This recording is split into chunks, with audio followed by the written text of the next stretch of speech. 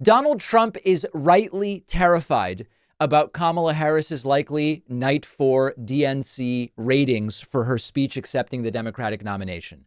Rolling Stone reports Trump is worried about the TV ratings for Harris's DNC speech. The former president has been telling allies his convention's TV ratings were tremendous and won't be topped by Harris this week. I have a different opinion. I think that Kamala Harris's ratings will surpass Donald Trump's. Now, I want to make it super clear. There's no political analysis here. I'm not suggesting that Kamala Harris's speech having higher ratings than Trump means that she's going to win.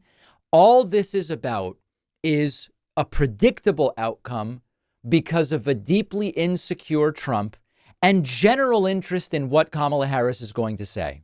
Two parts to this. First of all, if I were a betting man, I would bet that Kamala Harris's ratings absolutely crush Trump's ratings when she accepts the nomination on Thursday, assuming that the DNC can keep the schedule on track and get her on stage before everybody goes to bed.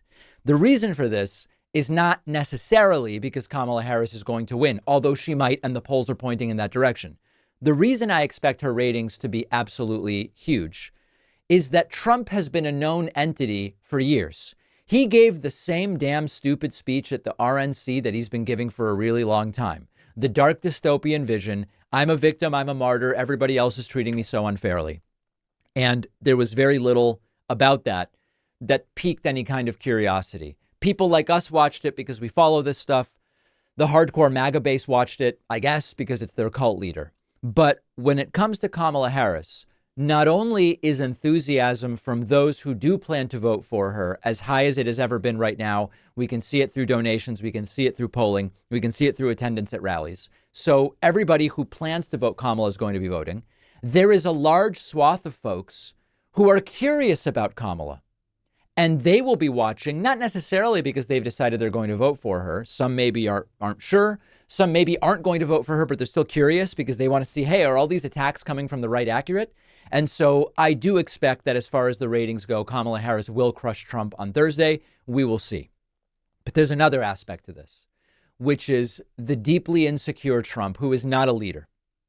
When you watched day one of the DNC and you heard from AOC and Jamie Raskin and Jasmine Crockett and President Biden himself and Jill Biden and everybody else, Hillary Clinton, we are seeing people who are leaders in different ways. They're not all the top leader of the country the way a president becomes, but they are leaders.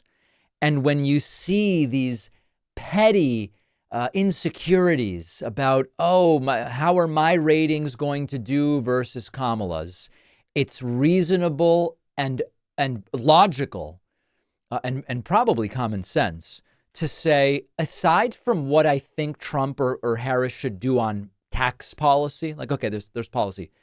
This is just not how a leader behaves. A leader is not this triggerable so easily the way Donald Trump is. So for a lot of different reasons, both because of what it would mean for the likely outcome in November, but also because we've really got to communicate to Trump that he's out. Something else is coming in. You're being replaced. I do hope that Kamala Harris's speech on Thursday absolutely blows Trump's ratings out of the water. Being this close to the presidential election, noise from the right on things like who Tim Walz really is and how Kamala Harris handled immigration as the supposed borders are is only going to intensify. And that's why I've been using Ground News as a solution. Our longtime sponsor, Ground News, gathers related news and adds important context that might influence how each outlet frames the facts.